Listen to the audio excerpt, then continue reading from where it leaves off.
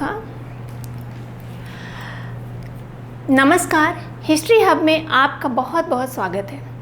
अपने previous sessions में हमने भारतीय राष्ट्रीय आंदोलन से जुड़े महत्वपूर्ण प्रश्नों को देखा, उन पर विधिवत चर्चा की गई और पूरा प्रयास किया गया कि आप उससे जुड़े जो भी तथ्य हैं उनको आसानी से समझ सकें और अपने दिमाग में बैठा सकें और एग्जामिनेशन हॉल में प्रश्न को सही कर सकें। तो उसी क्रम में आज आगे बढ़ते हैं, एक नए संदर्भ के साथ चलते हैं और आज का जो संदर्भ है वो है 1857 की क्रांति। 1857 की क्रांति परीक्षाओं की दृष्टि से बहुत ही महत्वपूर्ण टॉपिक है। सिपाही से लेकर आईएएस तक की जो भी परीक्षाएं होती हैं, इससे संबंधित प्रश्न उसमें अवश्य पूछे जाते हैं।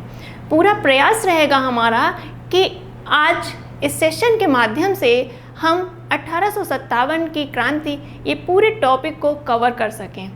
आप लोग सेशन पे जुड़े रहिएगा। सेशन से संबंधित व्याख्याओं को बहुत ध्यान से सुनते हुए जो भी महत्वपूर्ण तथ्य हों उनको अपने साथ नोट डाउन करेंगे। आगे बढ़ते हैं और आज का सेशन शुरू करते हैं। सेशन से संबंधित पहला प्रश्न आपके सामने ये, किसने 1857 के विद्रोह को सभ्यता और बर्बरता का युद्ध कहा है? यहाँ पर एक कथन पूछा जा रहा है, किसका स्टेटमेंट है कि जो 1857 का विद्रोह है उसे सभ्यता और बर्बरता का युद्ध किसने कहा? क्योंकि जो 1857 का विद्रोह हुआ तो उसके बाद बहुत सारे लेखक सामने आए, कुछ विदेशी और कुछ स्वदेशी। तो जो विदेशी इतिहासकार थे उन्होंने अपनी अप्रोच, अपना दृष्टिकोण दूसरा रखा। जो भारत के जो आपके स्वदेशी जो इतिहासकार थे उनकी अप्रोच अलग थी। तो अलग अलग अप्रोचेस के आधार पर अलग अलग स्टेटमेंट्स आए और उसी में एक पूछा जा रहा है कि किसने इसे सभ्यता और बर्बरता का युद्ध कहा। आरसी मजूमदार हैं, सीले हैं, टीआर होम्स हैं और कार्ल मार्क्स हैं। तो यहाँ पर ये जो कथन है ये टीआर होम्स का है। टीआर होम्स ने ही इस विद्रोह को सभ्यता और बर्बरता का युद्ध कहा।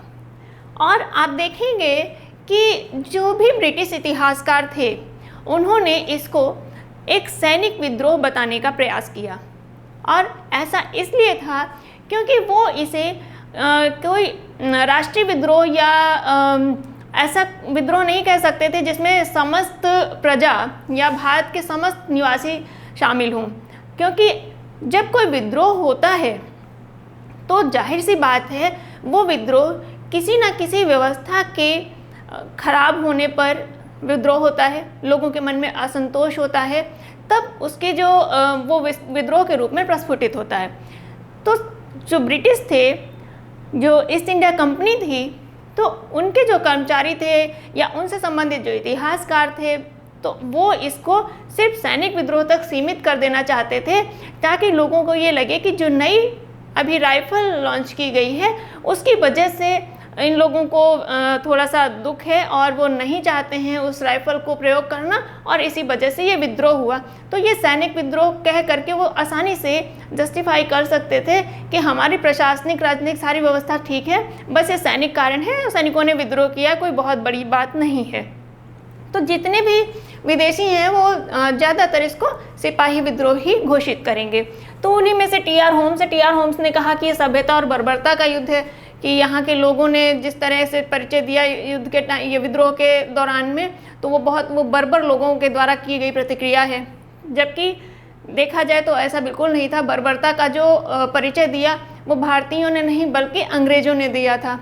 आप इलाहाबाद का देखें कि इलाहाबाद में जो इसको विद्रोह को जो सप्रेस कर रहा था नील, तो नील ने जिस तरह का वहाँ पर घटना किया है, जैसे जिन लोगों को पा जाते थे उनको फांसी दे देते थे, फिर एक पेड़ था बरगद का जिसमें उनको लटका देते थे और जो मृतक के शव होते थे वो उनके परिवारजनों को नहीं दिया जाता था। तो अब ये जो बर्बरता का परिचय है वो किसने दिया है? बर्बरता का परिचय तो अंग्रेज़ों ने दिया था, लेकिन इन्होंने भारतीयों को बर्बर कहा और सभ्यता और बर्बरता के मध्य युद्ध कहा है। साथ ही साथ हम यहाँ देख लेते हैं जो अन्य इतिहासकार हैं उन्होंने क्या कहा। सीले ने इसको सिपाही विद्रोह कहा है। आरसी मजूमदार एकमात्र भारतीय इतिहासकार हैं जिन्होंने इस विद्रोह को सिपाही विद्रोह कहा है, यानी इन्होंने अंग्रेजों के सुर में सुर मिला करके इसे सिपाही विद्रोह कहा है। तो इन्होंने भी क्या कहा है, इसको सिपाही विद्रोह कहा है। कार्ल मार्क्स ने इन्हें इस विद्रोह को कहा है राष्ट्रीय विद्रोह। कार्ल मार्क्स ने राष्ट्रीय विद्रोह कहा है। साथ ही साथ एक अन्य ब्रिटिश हैं डिजरेली। तो डिजरेली जो है, ये जब 1857 का विद्रोह हुआ था उस समय ये संसद में विपक्ष के नेता थे और विपक्ष में बैठे थे। इन्होंने भी इसको राष्ट्रीय विद्रोह कहा है। तो राष्ट्रीय विद्रोह कहने वाले कार्ल मार्क्स और डिजरेली, ये दो विदेशी हैं जो कि राष्ट्रीय विद्रोह कह रहे हैं। अपवाद स्वरूप हैं, क्योंकि बाकी सभी ने इसको किसी ना किसी तरह से सैनिकों तक या फिर सभ्यता बर्बरता या धर्मांधों का विद्रोह इस तरह से नाम दिए हैं। लेकिन कार्ल मार्क्स और डिजरेली दो व्यक्ति ऐसे हैं, दो विदेशी इतिहासकार ऐसे हैं जिन्होंने इस विद्रोह को राष्ट्रीय विद्रोह की संज्ञा दी है। साथ ही साथ जो हमारे भारतीय विचारक, भारतीय इतिहासकार आर.सी. मजूमदार हैं, उन्होंने अंग्रेजों के सुर में सुर मिलाते हुए इसे सिपाही विद्रोह कहा है। तो यहाँ पर इस प्रश्न का सही जवाब है सी, TR. Holmes.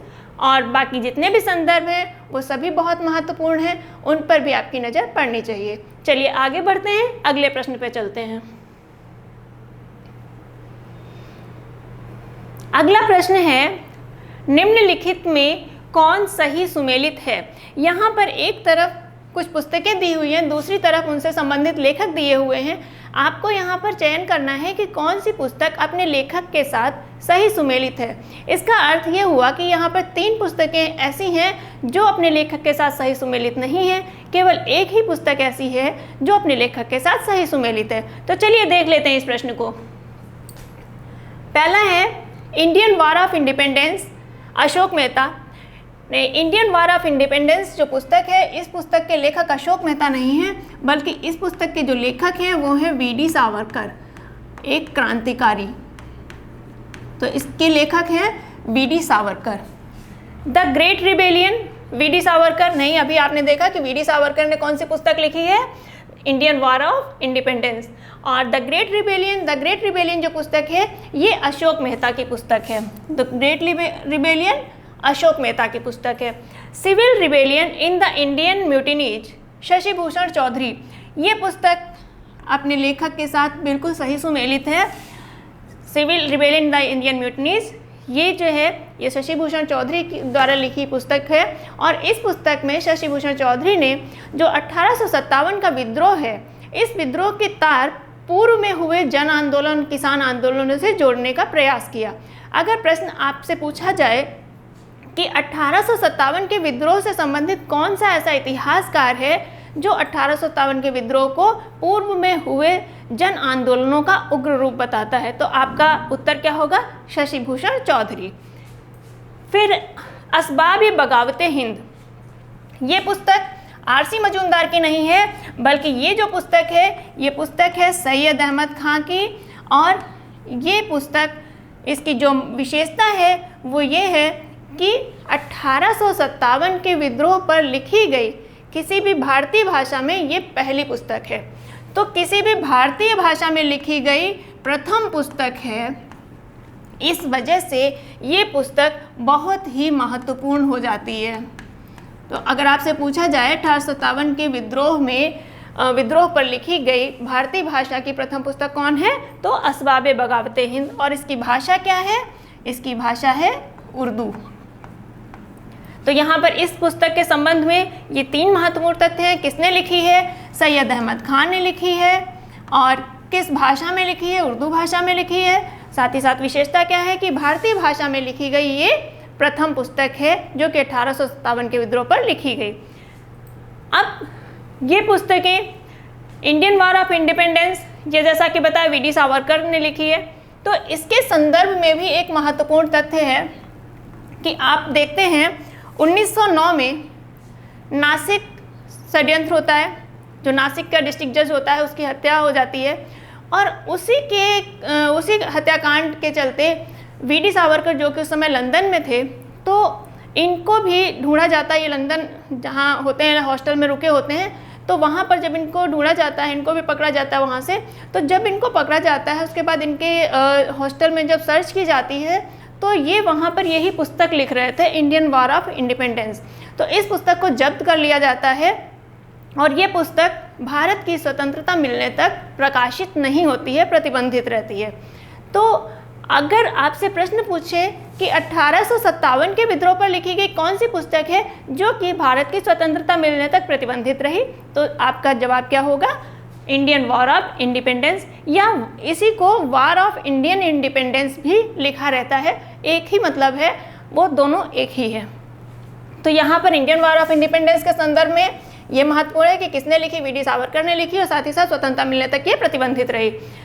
The great rebellion Ashok Mehta ने लिखी है। और अगर हम पुस्तकों को भूलें तो जो उनके लेखक हैं उनको हम कैसे याद रखें? अब देखिए बहुत आसान है, द ग्रेट, और हम पढ़ते हैं ना अशोका द ग्रेट, तो द ग्रेट को अशोका से मिला दीजिए तो अशोका द ग्रेट। क्योंकि परीक्षा हाल में जब हम देखते हैं तो कन्फ्यूजन होने लगता है, तनाव आ जाता है। जब हम थोड़ी सी ऐसी कुछ चीज़ों को हम क्लिक करेंगे, माइंड में एकदम से क्लिक होगा और तब हमें किसी भी तरह का तनाव नहीं होगा और बहुत आसानी से अपना प्रश्न हम सही कर पाएंगे। सिविल रिबेलियन, ये पुस्तक शशि भूषण चौधरी की है। इस प्रश्न का सही जवाब भी यही है। साथ ही साथ असबाब बगावत हिंद, असबाब बगावत हिंद जो पुस्तक है, अब आप देखिए कि किसी मुस्लिम द्वारा लिखी गई एकमात्र पुस्तक आपको दिखाई दे रही है और उसकी भाषा क्या है? उर्दू भाषा है। तो आप देख लीजिए, अगर प्रश्न में मैच करने को आ जाता है या इसके इंडिविजुअल लेखक आपको पूछे जाते हैं तो आप बहुत आसानी से बता सकते हैं। साथ ही साथ एक और महत्वपूर्ण पुस्तक है जो कि 1857 के विद्रोह पर लिखी गई सरकारी पुस्तक है, वो है 1857 के नाम से ही वो पुस्तक है। और इस पुस्तक को लिखने वाले हैं एस.एन. सेन, यानी एस.एन. सेन 1857 के विद्रोह के सरकारी इतिहासकार हैं। लेकिन एक बात आप ध्यान रखेंगे कि एस.एन. सेन ने 1857 के विद्रोह का सरकारी इतिहास लिखा, परंतु ये सरकार की तरफ से पहली पसंद नहीं थे। सरकार ने पहले इस कार्य के लिए आर.सी. मजूमदार को नामित किया था, लेकिन आर.सी. मजूमदार, सरकार की जो अप्रोच थी और आर.सी. मजूमदार की जो अप्रोच थी, दोनों के बीच में विवाद हो गया और आर.सी. मजूमदार ने ये पुस्तक लिखने से मना कर दी। जब आर.सी. मजूमदार ने ये पुस्तक लिखने से मना किया तब आपके सुरेंद्र नाथ सेन को इस पद पर नियुक्त किया गया, ये कार्यभार सौंपा गया और उन्होंने पुस्तक लिखी 1857। तो 1857 के विद्रोह पर लिखी गई सरकारी पुस्तक कौन है? 1857 के नाम से ही है। इसके लेखक कौन है या 1857 के विद्रोह के सरकारी इतिहासकार कौन है? एस.एन. सेन है। और किसके मना करने पर एस.एन. सेन को नामित किया गया था? तो आर.सी. मजूमदार के मना करने पर।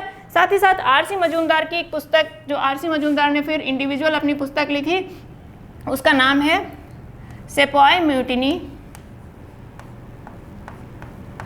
सेपॉय mutiny and the revolt of 1857। तो ये इन्होंने स्वतंत्र रूप से एक पुस्तक लिखी। तो यहाँ पर 1857 के विद्रोह पर लिखी गई जितनी भी पुस्तकें हैं वो यही हैं।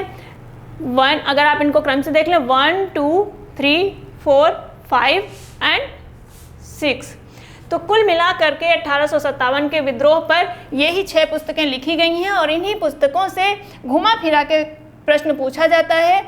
तो आपसे कोई भी प्रश्न पूछ ले, यहाँ पर सभी की व्याख्या की हुई है, आपसे प्रश्न गलत नहीं होगा। सभी को अच्छे से आप लोग एक बार पढ़ लीजिएगा। जिस तरह से कोऑर्डिनेट करने को कहा कि जैसे ग्रेट को अशोका से मिला दीजिए और 1857 सरकारी पुस्तक है, याद बनी रहेगी। असबाब बगावत हिंद ये उर्दू भाषा में लिखी गई, अगर मुस्लिम इतिहासकार आपको वहाँ पे दिख रहा है नाम तो आप उन्हीं के साथ इसको मिला दीजिए। साथ ही साथ इंडियन वार ऑफ इंडिपेंडेंस, देखिए वार की बात हो रही है, वार यानी विद्रोह, क्रांति, इस तरह की बात हो रही, तो वो करने वाले कौन है? वी डी सावरकर, क्योंकि ये क्रांतिकारी थे। तो बहुत आसानी से आप इन सब क्लूज को पकड़ के एग्जामिनेशन हॉल में अपना क्वेश्चन सही कर सकते हैं। तो चलिए आगे बढ़ते हैं, अगले प्रश्न पे चलते हैं, जहाँ तक इस प्रश्न का सही जवाब है तो सी है, civil rebellion in the Indian mutinies, Shashi Bhushan Chaudhary, ये अपने पुस्तक के साथ बिल्कुल सही सुमेलित है। आगे बढ़ते हैं, अगले प्रश्न पे चलते हैं। अगला प्रश्न है, डलहौजी की गोद निषेध प्रणाली के अंतर्गत हड़पे गए राज्यों का क्रम पूछा जा रहा है। ये प्रश्न अक्सर परीक्षाओं में पूछा जाता है। यहाँ पर ये ग्रुप के हिसाब से है और आपसे ये इंडिविजुअल प्रश्न भी पूछा जाता है कि गोद निषेध प्रणाली के अंतर्गत हड़पा गया प्रथम राज्य कौन है, या कौन सा राज्य कब हड़पा गया उसकी डेट पूछ लेते हैं। तो ये प्रश्न बहुत अच्छे से हमें मालूम होना चाहिए ताकि एग्जामिनेशन हॉल में अगर ये प्रश्न आए तो किसी भी सूरत में हमसे गलत ना हो। तो चलिए हम इसका उत्तर बाद में देखते हैं कि क्या सही उत्तर है। हम उससे पहले इनका क्रम देख लेते हैं कि सही क्रम क्या है, फिर हम यहाँ पे मिला लेंगे कि कौन सा ऑप्शन है जो अपने सही क्रम के साथ में ग्रुप बना रहा है। तो हम इसको देख लेते हैं। 1848 से हम शुरुआत करते हैं।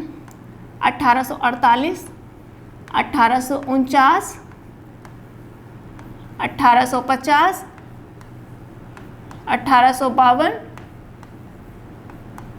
1853 और 1854। आप देख रहे हैं इसमें 1851 नहीं लिखा है। तो 1848 में जो पहला राज्य हड़पा गया था गोद निषेध प्रणाली के अंतर्गत वो था सतारा। फिर 1849 में 2 राज्य हड़पे गए थे, एक था जैतपुर, दूसरा था संभलपुर।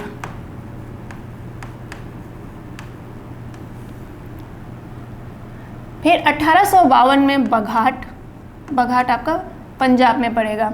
1853 में झांसी, 1854 में नागपुर। तो जो गोद निषेध प्रणाली के अंतर्गत जो राज्य हड़प किए गए थे 1, 2, 3, 4, 5, 6, ये 6 राज्यों का विलय किया गया था गोद निषेध प्रणाली के अंतर्गत। और इन्हीं से घुमा फिरा करके प्रश्न आपसे पूछा जाता है। कभी किसी की डेट पूछ ली जाती है, तो आपकी ये डेट्स आपको 1848 से लेकर के 1854 तक आप सीक्वेंस एक याद कर लीजिए कि ये क्रम है। उसके साथ में 49 में आपके 2 राज्यों का विलय हो रहा है, जबकि 51 में एक भी राज्य का विलय नहीं हो रहा है। तो 6 वर्ष आपके दिए हुए हैं, 6 वर्षों में 6 राज्य हो रहे हैं, क्योंकि 49 में 2 राज्यों का विलय हो रहा। अब चलिए ये भी हमने कर लिया, लेकिन फिर भी कभी कभी भूल जाता है, एग्जामिनेशन हॉल में बहुत तनाव होता है, तो हम कैसे याद रखें। बस हर जितने भी ये हैं आपके दिए हुए सभी का पहला पहला अक्षर उठाइए।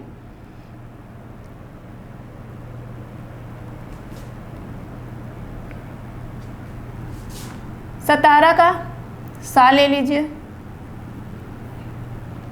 जैतपुर का जा लीजिए, संभलपुर का पूरा संभलपुर आप संभल लिख लीजिए,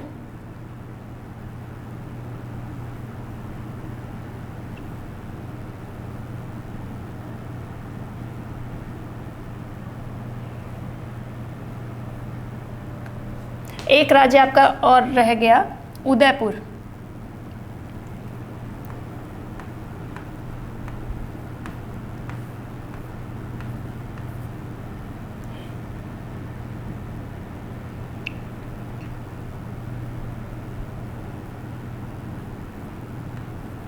तो यहाँ पर उदयपुर का हम ऊ ले रहे हैं, झांसी का झा ले रहे हैं और नागपुर का ना। अब इनको हम जोड़ देते हैं, ये हम एक शब्द बना लें। ये संभल तो एक शब्द अपने आप बना हुआ है, और इसको एक शब्द बना लें और इसको एक शब्द बना लें।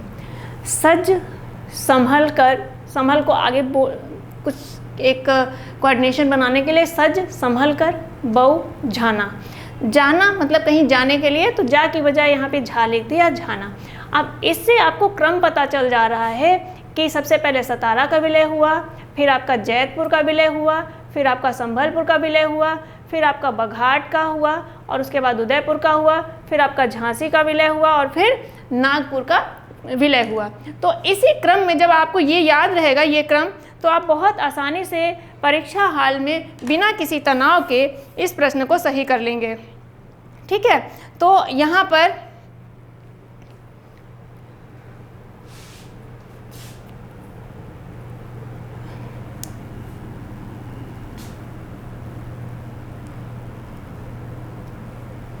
थोड़ा सा सीक्वेंस लिखने में गड़बड़ हो गई, क्योंकि यहाँ पर ये संभलपुर सामने आ गया था, तो ये जो उदयपुर ये ऐसे रहेगा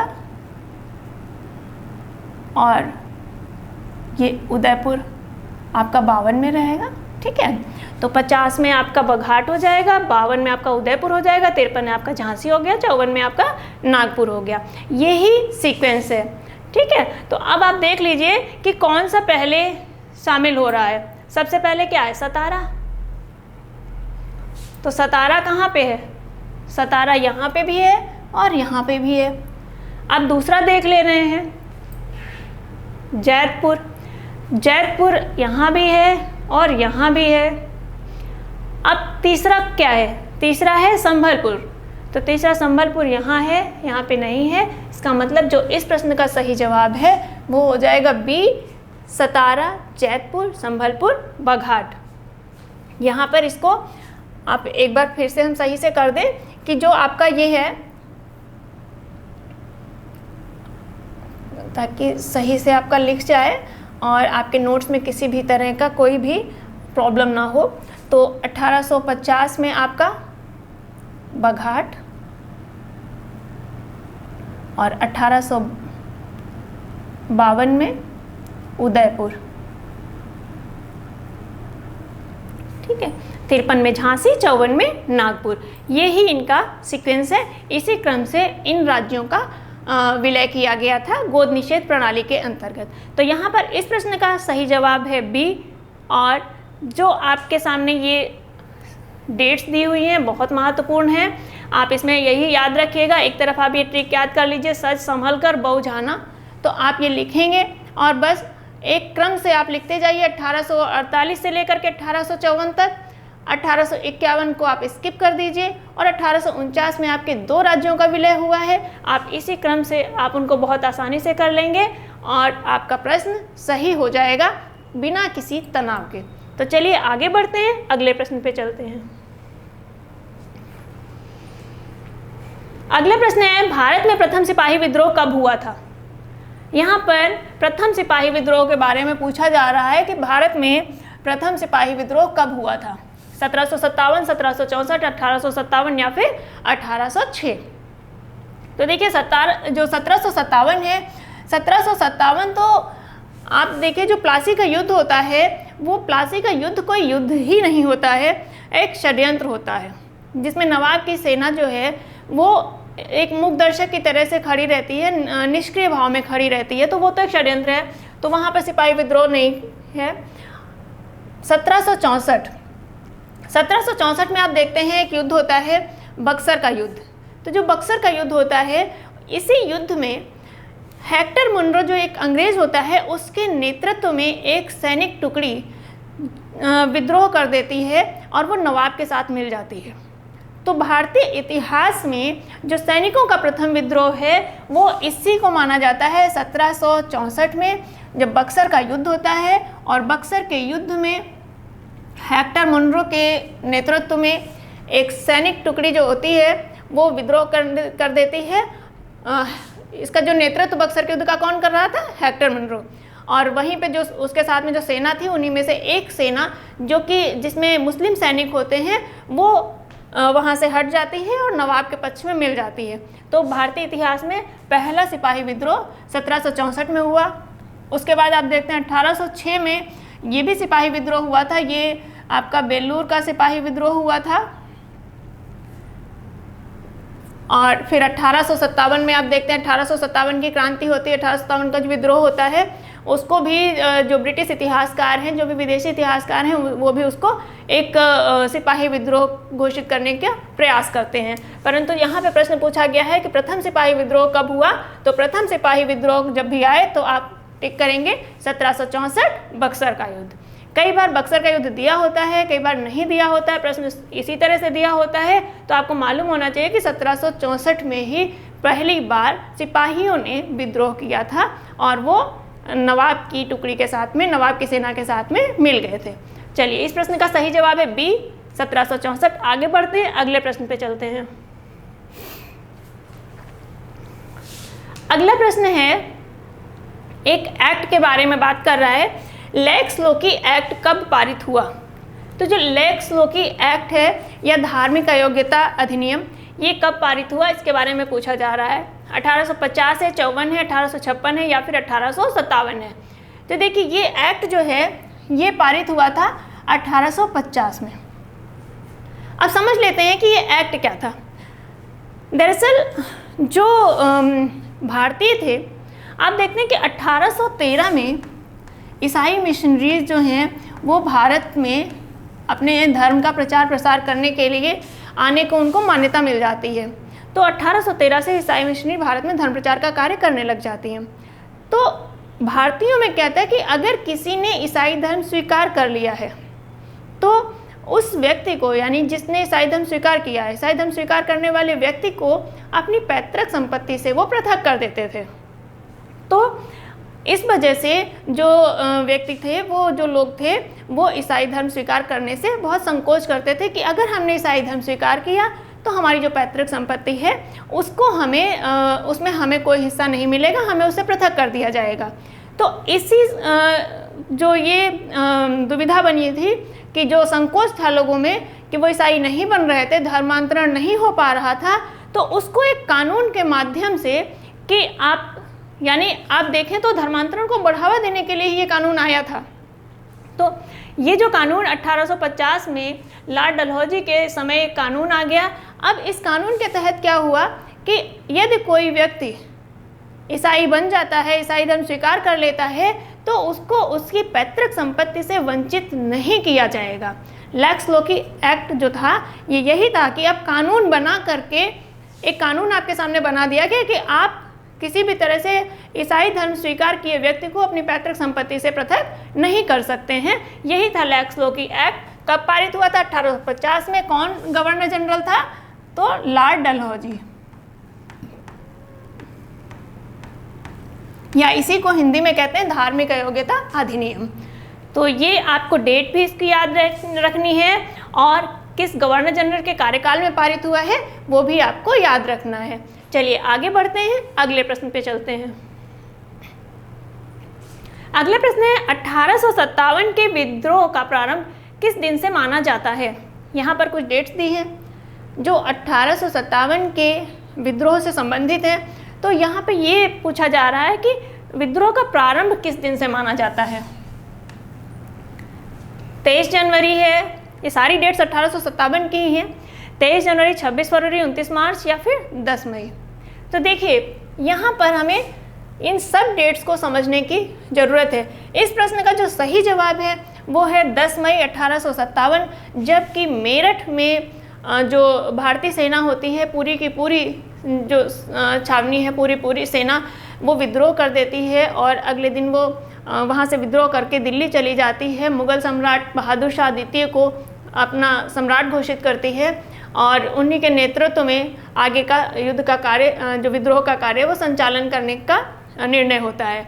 तो हम जो विद्रोह की शुरुआत जो मानी जाती है वो शुरुआत मानी जाती है 10 मई 1857 से, लेकिन इसकी पृष्ठभूमि बहुत पहले बन चुकी थी। तो आप देखते हैं कि जो न्यू इनफील्ड राइफल्स आती हैं तो वो 1856 में आती हैं, लेकिन 1856 के दिसंबर में वो इंट्रोड्यूस होती हैं। जब उनके बारे में पता चलता है तो सबसे पहले जो विरोध होता है वो होता है 23 जनवरी 1857 को। कहाँ पे होता है?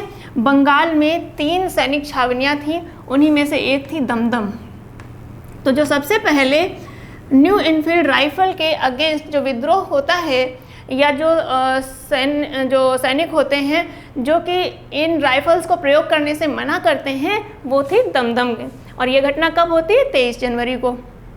उसके एक महीने बाद 26 फरवरी को आप देखते हैं कि बहरामपुर, ये भी बंगाल में ही एक सैन्य छावनी थी, तो यहाँ के सैनिक भी वो राइफल प्रयोग करने से मना कर देते हैं। फिर 29 मार्च तो बहुत ही महत्वपूर्ण है, जबकि 34वीं बैरकपुर में 34वीं नेटिव इन्फेंट्री का जो मंगल पांडे हैं वो ना सिर्फ विरोध करता है बल्कि अपने सीनियर की ह्यूरसे की हत्या भी कर देता है 29 मार्च। तो 29 मार्च को बैरकपुर के सैनिकों ने विद्रोह किया, विरोध किया न्यू इनफील्ड राइफल यूज करने का। फिर आगे चल करके आ जाता है 10 मई, और 10 मई को मेरठ के पूरे सैनिक जो भारतीय सैनिक हैं वो पूरे भारतीय सैनिक विद्रोह कर देते हैं, और विद्रोह करके वो दिल्ली जाते हैं और बहादुर शाह को अपना मुगल सम्राट घोषित करके विद्रोह प्रारंभ करते हैं। तो विद्रोह के पीछे पृष्ठभूमि ये है, परंतु विद्रोह के प्रारंभ होने की जो डेट है वो है 10 मई 1857। अगर परीक्षा में प्रश्न पूछा जाए तो आपको 10 मई 1857 को ही टिक करना है। बाकी ये सभी संदर्भ महत्वपूर्ण है। ये तीनों जो सैनिक छावनियाँ थीं ये कहाँ थीं? ये तीनों सैनिक छावनियाँ आपकी बंगाल में थीं। तो इस प्रश्न का सही जवाब है डी, 10 मई 1857। शेष जो भी डेट्स हैं उनसे संबंधित जो भी व्याख्या है या जो तथ्य हैं वो आपके सामने हैं। चलिए आगे बढ़ते हैं, अगले प्रश्न पे चलते हैं। अगला प्रश्न है, मशहूर शायर मिर्जा गालिब का जन्म कहाँ हुआ था? मिर्जा गालिब के बारे में पूछा जा रहा है। दिल्ली है, आगरा है, मेरठ है, लखनऊ है। तो कहाँ हुआ था इनका जन्म? तो ये इस प्रश्न का सही जवाब है बी, आगरा। मिर्जा गालिब का जन्म आगरा में हुआ था। अब अगर आपसे यही प्रश्न घुमा दे और आपसे पूछे कि 1857 के विद्रोह के समय मिर्जा गालिब कहाँ थे, तो 1857 के विद्रोह के समय मिर्जा गालिब कहाँ थे? दिल्ली में थे। और दिल्ली में क्यों थे? क्योंकि दिल्ली में अपने किसी रिश्तेदार के यहाँ गए थे, लेकिन उसी समय जब विद्रोह हो गया तो ये वहीं फंसे रह गए। और वहाँ पर ये लिखते भी हैं कि मेरे सामने एक खून का दरिया बह रहा है, खुदा जाने अब मुझे और क्या देखना बाकी है। तो 1857 के विद्रोह के समय ये दिल्ली में थे, लेकिन यहाँ पर इनका जन्म पूछा जा रहा है तो इनका जन्म आगरा में हुआ था। इस प्रश्न का सही जवाब है बी, आगरा। आगे बढ़ते हैं, अगले प्रश्न पे चलते हैं। अगला प्रश्न है, 1857 के विद्रोह के समय सर सैयद अहमद खान कहाँ पर थे? तो यहाँ पर कुछ स्थल दिए हुए हैं, आपको बताना है कि सर सैयद अहमद खान कहाँ पर थे 1857 के विद्रोह के समय। तो 1857 के विद्रोह के समय सर सैयद अहमद बिजनौर में थे, और ये कमिश्नरी दफ्तर में बाबू थे। तो अगर आपसे प्रश्न पूछा जाए कि कहाँ पे थे तो आपका सही जवाब होगा ए, बिजनौर। चलिए आगे बढ़ते हैं, अगले प्रश्न पे चलते हैं। अगला प्रश्न है, इनाम कमीशन का गठन कब किया गया था? यहाँ पर एक आयोग की बात की जा रही है, कमीशन की बात की जा रही है, इनाम कमीशन, और ये इसका गठन कब हुआ था ये आपसे पूछा जा रहा है। 1850 है, 1852 है, 1848 है, 1856 है। तो इनाम कमीशन का जो गठन हुआ था ये गठन हुआ था 1852 में। और 1852 में कौन गवर्नर जनरल था भारत का? भारत का गवर्नर जनरल था लॉर्ड डलहौजी। और जैसा कि हमने प्रारंभ में बताया कि लॉर्ड डलहौजी जो था उसकी जो नीति थी वो अधिक से अधिक क्षेत्र विस्तार की नीति थी। तो किस तरह से हम अधिक से अधिक क्षेत्र को विस्तार कर सकें, अपने कब्जे में ले सकें, वो सारे उपाय उसने करने का प्रयास किया। उन्हीं प्रयासों के अंतर्गत एक प्रयास था इनाम कमीशन का गठन। तो इसका गठन हुआ था 1852 में। क्या था? अगर आपसे पूछा जाए कि इनाम कमीशन का संबंध किस चीज़ से था, तो इसका संबंध था जागीरों की जांच से, या जागीरों से संबंधित था। तो इस क्रम में क्या हुआ कि एक कमीशन गठित किया गया और उसको जांच करने के लिए भेजा गया कि आप जागीरों की जांच करें। और ये जो इनाम कमीशन का गठन हुआ था ये हुआ था बम्बई प्रेसिडेंसी में।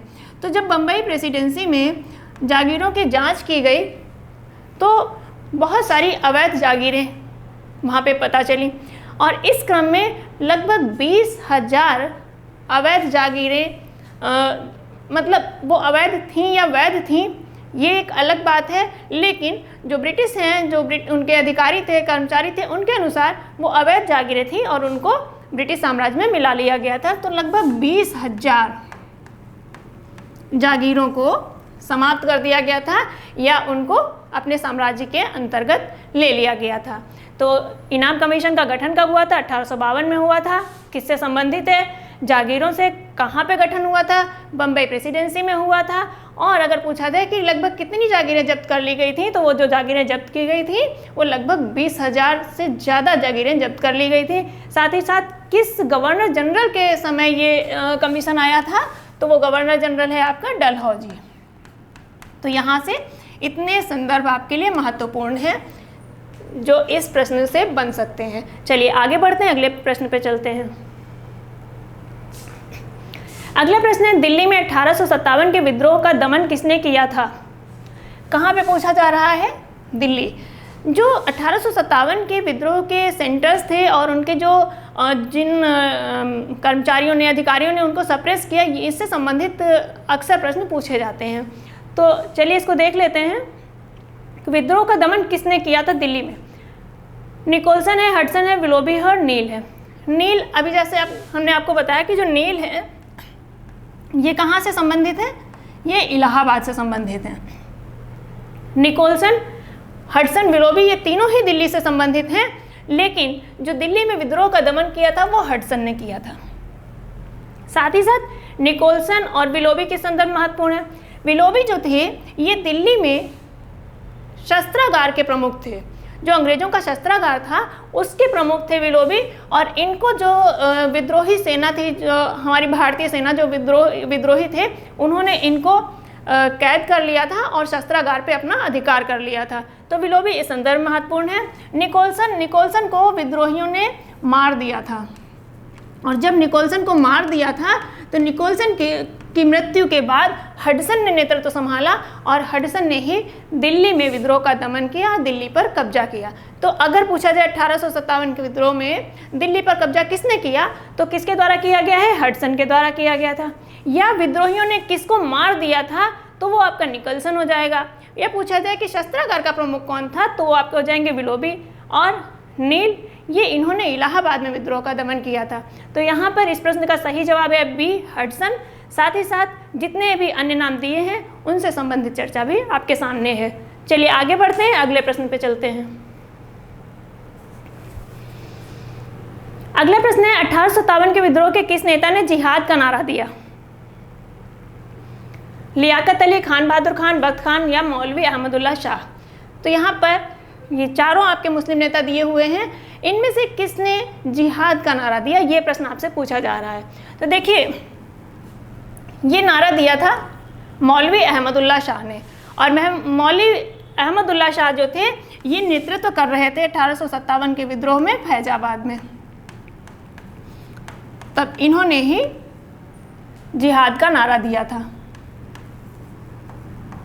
साथ ही साथ बख्त खान, आप देखते हैं कि जब बहादुर शाह जफर को विद्रोही सेना अपना सम्राट घोषित करती है, तो उस समय बहादुर शाह बहुत कमज़ोर हो चुके थे, बुजुर्ग थे, कमज़ोर थे, तो उनके अंदर इतनी समर्थता नहीं थी कि वो विद्रोह को नेतृत्व प्रदान कर सकें। तो उन्होंने बख्त खां को नेतृत्व संभालने के लिए अपॉइंट किया था कि वो ही सारा जितनी भी रणनीति बनेगी वो बख्त खान बनाएंगे। तो उनकी तरफ से जो कमांडर इन चीफ थे वो बख्त खान थे। तो बख्त खान ने दिल्ली में नेतृत्व संभाला था। खान बहादुर खान ये बरेली में थे, और लियाकत अली ये आपके इलाहाबाद में थे। तो ये इलाहाबाद में थे, ये आपके बरेली में थे, और बख्त खान ये दिल्ली में थे। और ये बख्त खान दिल्ली कहाँ से बुलाए गए थे? ये बरेली से दिल्ली बुलाए गए थे। तो इस प्रश्न का सही जवाब है मौलवी अहमदुल्ला शाह, जो फैजाबाद में विद्रोह का नेतृत्व कर रहे थे, और वहीं पर इन्होंने जिहाद का नारा दिया था। आगे बढ़ते हैं, अगले प्रश्न पे चलते हैं। अगला प्रश्न है, रानी लक्ष्मीबाई को किस दिन वीरगति प्राप्त हुई? यहाँ पे 4 डेट दी हुई हैं। पूछा जा रहा है कि रानी लक्ष्मीबाई को किस दिन वीरगति प्राप्त हुई? 18 जून, 29 मार्च, 18 अप्रैल 1859 या 5 जून 1857 को। तो आपको बताना है कि किस दिन वीरगति प्राप्त हुई रानी लक्ष्मीबाई को। तो इस प्रश्न का जो सही जवाब है वो है 18 जून 1858। तो 18 जून 1858 इस प्रश्न का सही जवाब है। लेकिन जो अन्य तिथियां हैं उन तिथियों को भी हम समझ लेते हैं। 29 मार्च को लखनऊ पर अधिकार कर लिया जाता है, 18 अप्रैल 1859 को ये आप देखते हैं तांत्या टोपे जो कि नाना साहब की तरफ से विद्रोह का सेनापतित्व कर रहे थे, तो 18 अप्रैल 1859 को इनको फांसी दी जाती है। तो ये डेट तांत्या टोपे के संदर्भ में महत्वपूर्ण है।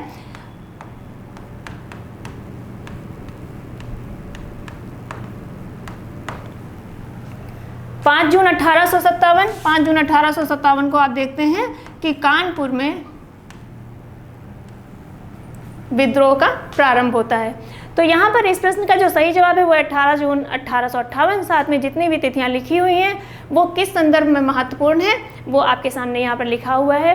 और आपसे अगर प्रश्न पूछा जाए कि रानी लक्ष्मीबाई को अपने अंतिम युद्ध में किसका सामना करना पड़ा था, तो वो हो जाएंगे ह्यूरोज।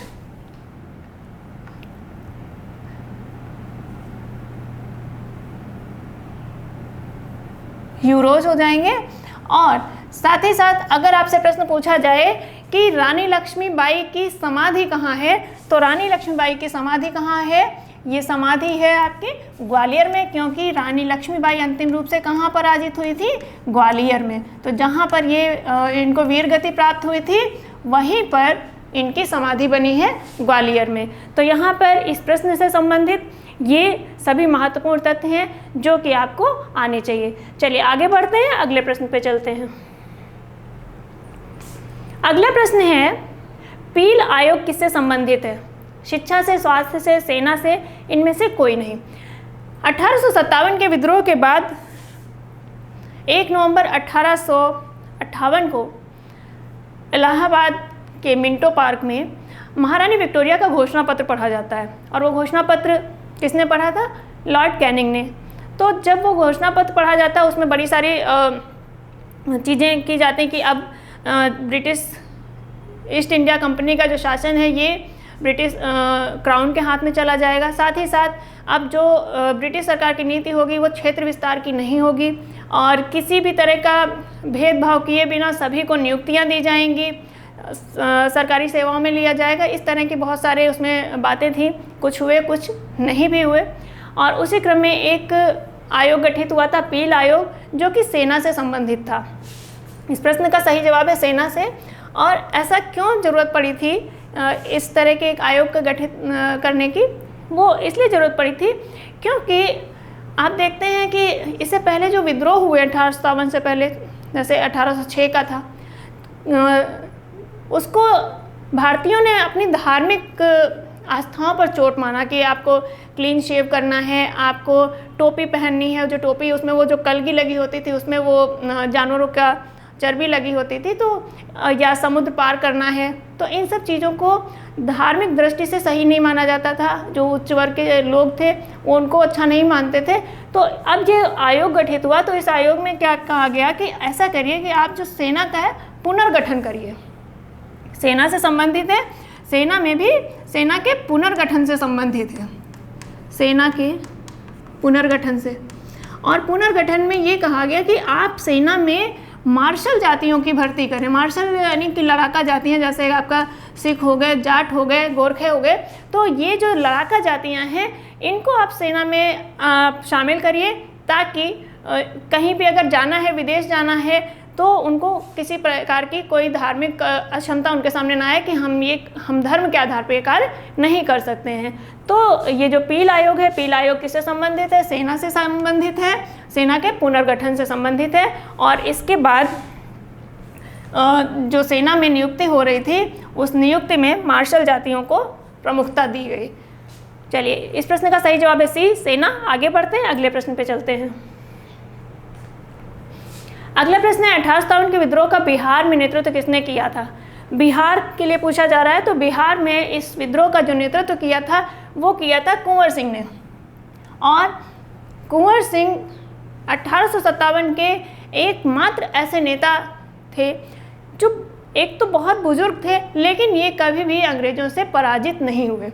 अगर आपसे ये प्रश्न पूछा जाए 1857 का वो कौन सा नेता था जो अंग्रेजों से पराजित नहीं हुआ, और आपके सामने विकल्प में कुंवर सिंह का नाम है, आप कुंवर सिंह का नाम ही टिक करेंगे, क्योंकि कुंवर सिंह अंग्रेजों से पराजित नहीं हुए थे। तो इस प्रश्न का सही जवाब है बी, कुंवर सिंह। आगे बढ़ते हैं, अगले प्रश्न पे चलते हैं। अगला प्रश्न है, निम्न में से कौन सही सुमेलित नहीं है? नहीं, इसका मतलब है कि इसमें 3 सही सुमेलित हैं, कोई एक है जो सही सुमेलित नहीं है। तो आपको उसी का चयन करना है कि कौन सा सही सुमेलित नहीं है। अभी हमने आपको बताया कि 1857 के विद्रोह के जो सेंटर्स हैं, उनके नेता और उनका दमन करने वालों का नाम अक्सर पूछा जाता है। उनको कभी मैच करा लिया जाता है या कभी इंडिविजुअल प्रश्न बना दिया जाता है कि इस क्षेत्र में किसने दमन किया या इस क्षेत्र का कौन नेता था। तो उसी से संबंधित ये प्रश्न है। दिल्ली हडसन, अभी हमने आपको बताया था कि दिल्ली में जब निकोलसन की मृत्यु हो जाती है तो निकोलसन की मृत्यु के बाद में हडसन नेतृत्व संभालता है और हडसन के नेतृत्व में ही दिल्ली पर पुनः अधिकार किया जाता है। लखनऊ कैंपबेल, ये भी सही है। इलाहाबाद में भी आपको बताया नील, और जो सबसे ज़्यादा बर्बरता का जो परिचय दिया वो इलाहाबाद में ही दिया गया था नील के द्वारा। कानपुर ह्यूरोज, ये सही सुमेलित नहीं है और यही इस प्रश्न का सही जवाब है। कानपुर में जो दमन किया था वो ह्यूरोज ने नहीं किया था बल्कि किया था कैंपबेल ने। तो अब आपको जो प्रमुख सेंटर हैं और जो उनके दमनकर्ता हैं उनसे संबंधित थोड़े से फैक्ट्स आप याद कर लेंगे तो बहुत आसानी से आप परीक्षा में अपना प्रश्न सही कर पाएंगे। देखिए, दिल्ली में हडसन ने किया था और इलाहाबाद में नील ने किया था, इनको याद रखिए। साथ ही साथ रानी लक्ष्मीबाई, अगर आप देखें तो जितने भी नेता थे जो 1857 के विद्रोह के, उनमें रानी लक्ष्मीबाई एक बहुत जुझारू नेता के रूप में निकल करके आई और जिसने उनको पराजित किया, जिनकी वजह से वो वीरगति को प्राप्त हुई, उसने स्वयं लिखा, ह्यूरोज ने कहा है कि यहाँ पर वो महिला सोई है जो इतने मर्दों में एकमात्र मर्द थी। और यह कथन किसका है? ह्यूरोज का। तो ह्यूरोज ग्वालियर के पतन से संबंधित था, रानी लक्ष्मीबाई से संबंधित था, ये चीज़ हमें पता है। तो ये प्रश्न भी आपका सही हो जाता है कि ह्यूरोज कहाँ से संबंधित है। आपका झांसी हो सकता है, आपका ग्वालियर हो सकता है। तो झांसी है, कालपी है, ग्वालियर है, यानी जो रानी लक्ष्मीबाई से संबंधित जो क्षेत्र थे, आप देखते हैं झांसी है, फिर कालपी है, फिर ग्वालियर, ये ही क्रम रहा था रानी लक्ष्मीबाई के बढ़ने का। तो उसका जो दमन किया वो ह्यूरोज ने किया। तो अब यहाँ पर कानपुर में कैंपबेल ने नहीं किया। अब हम देखें कि सर्वाधिक दमन किसने किया। तो सर्वाधिक में आ जाते हैं, हम एक नाम लिखते हैं कैंपबेल। देखिए कितनी आसानी से अभी आपको याद हो जाएगा।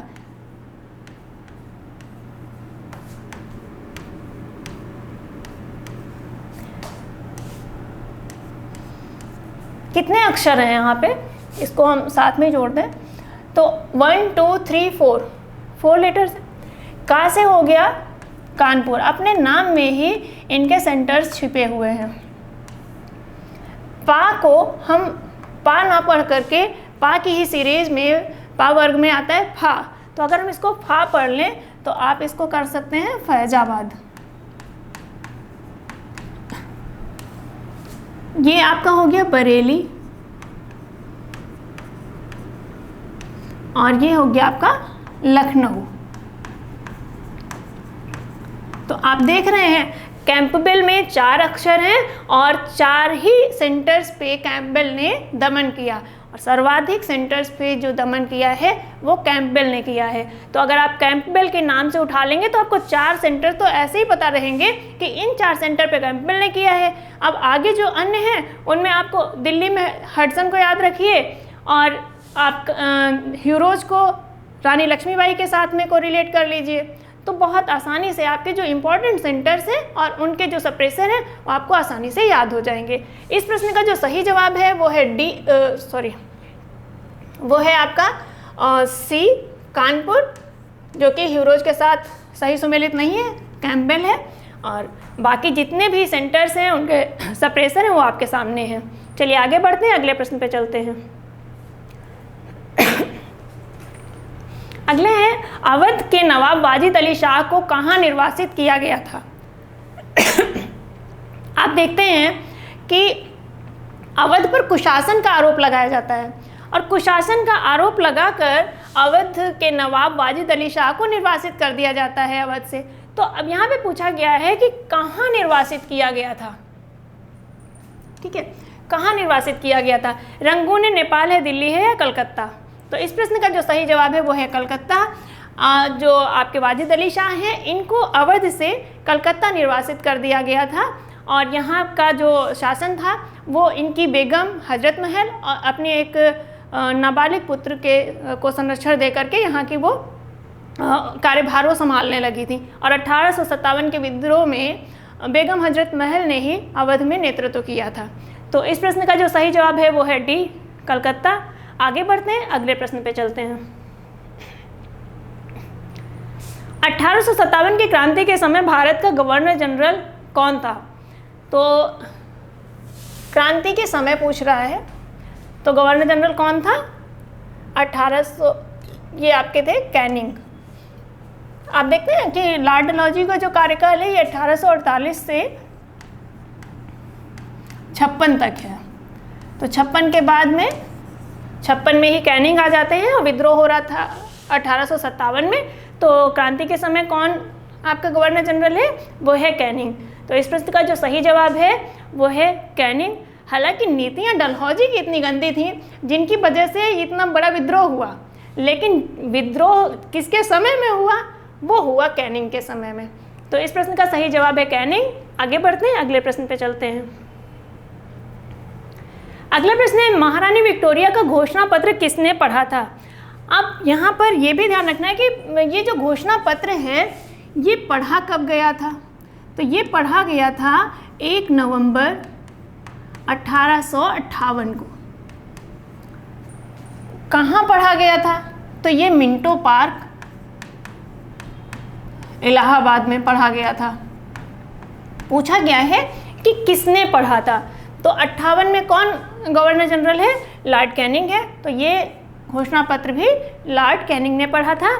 तो यहाँ पर इस प्रश्न का सही जवाब है बी, कैनिंग। लेकिन साथ ही साथ ये कब पढ़ा गया? तो 1 नवंबर 1858 को पढ़ा गया है। कहाँ पढ़ा गया है? मिंटो पार्क में। मिंटो पार्क कहाँ है? इलाहाबाद में। तो यहाँ पे इस प्रश्न से संबंधित जो प्रश्न हो सकते हैं ये भी आपके लिए महत्वपूर्ण है। चलिए आगे बढ़ते हैं, अगले प्रश्न पे चलते हैं। अगला प्रश्न है 1857 के विद्रोह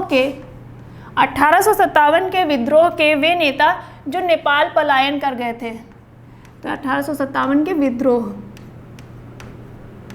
के वे नेता जो नेपाल पलायन कर गए, यहाँ पे दो नेताओं का ग्रुप बना हुआ है समूह। उसमें से आपको बताना है कि कौन से ऐसे नेता थे जो कि नेपाल पलायन कर गए थे। नाना साहब बेगम हजरत महल, नाना साहब तांत्या टोपे, बेगम हजरत महल लक्ष्मीबाई, कुंवर सिंह नाना साहब। तो इसमें जो नेपाल चले गए थे वो नाना साहब और बेगम हजरत महल चली गई थी। इन लोगों ने सरेंडर नहीं किया था और ये लोग नेपाल चले गए थे। तो इस प्रश्न का जो सही जवाब है वो है ए, नाना साहब और बेगम हजरत महल। आप देखते हैं तांत्या टोपे को तो फांसी हो जाती है, तो ये तो हो ही नहीं सकता। साथ ही साथ लक्ष्मीबाई जो है ये इनको भी वीर गति प्राप्त होती है, तो ये भी नहीं हो सकता युग। कुंवर सिंह स्वयं इनकी मृत्यु हो जाती है। ये अंग्रेज़ों से लड़ते रहते हैं और चूँकि इनकी उम्र काफ़ी ज़्यादा थी और घायल भी हुए थे, तो ये स्वयं की मृत्यु से इनकी मृत्यु हो जाती। तो जब ये तीनों मर चुके थे तो अब देखिए तीनों में ये लोग जो आ रहे हैं तो ये इनकी तो मृत्यु हो जाती है, तो कौन जाएगा नेपाल जो कि जीवित हैं? तो आपके नाना साहब और बेगम हजरत महल ये लोग नेपाल पलायन कर जाते हैं। तो चलिए इस प्रश्न का सही जवाब है ए। आगे बढ़ते हैं, अगले प्रश्न पे चलते हैं। अगला प्रश्न है, एक पत्रिका के बारे में पूछा जा रहा है। पंच नामक पत्रिका में भारतीयों की तुलना किसके साथ की गई है? देखिए प्रश्न पढ़कर ही गुस्सा आ जाएगा कि क्या प्रश्न है। कुत्ता के साथ, शेर के साथ, गुरिल्ला के साथ या घोड़ा के साथ? तो यहाँ पर इस प्रश्न का जो सही उत्तर है वो है गुरिल्ला। कि पंच नामक पत्रिका में भारतीयों की तुलना जिसके साथ की गई वो गुरिल्ला। हालांकि कुत्ता भी भारतीयों के लिए बहुत प्रयोग हुआ। आप देखते हैं कि ब्रिटिश काल में होटलों पे लिखा होता था कि dogs are Indians are not allowed, कि यहाँ पर कुत्ते और भारतीयों का प्रवेश वर्जित है। तो एक अंग्रेज इतिहासकार हैं, अंग्रेज अधिकारी थे बाल, तो वो कहते हैं कि इतना अपमानित किया जाता था कि कोई भी स्वाभिमानी व्यक्ति इस अपमान को नहीं स्वीकार कर सकता था, नहीं सह सकता था, और इसका किसी विद्रोह के रूप में प्रस्फुटन तो होना ही था। तो ये जो यहाँ पर तुलना की जा रही है वो गुरिल्ला के साथ में की जा रही है। पंच नामक पत्रिका में, पंच जो पत्रिका है ये आपकी यूरोपीय पत्रिका थी। तो इस प्रश्न का सही उत्तर है सी, गुरिल्ला के साथ। और यहाँ पर आकर के प्रश्न पूरे हो जा रहे हैं। पूरी कोशिश की कि आप लोगों को 1857 के विद्रोह से संबंधित जितनी भी महत्वपूर्ण जानकारी हो वो आपको मिल जाए, आपका पूरा टॉपिक कवर हो जाए।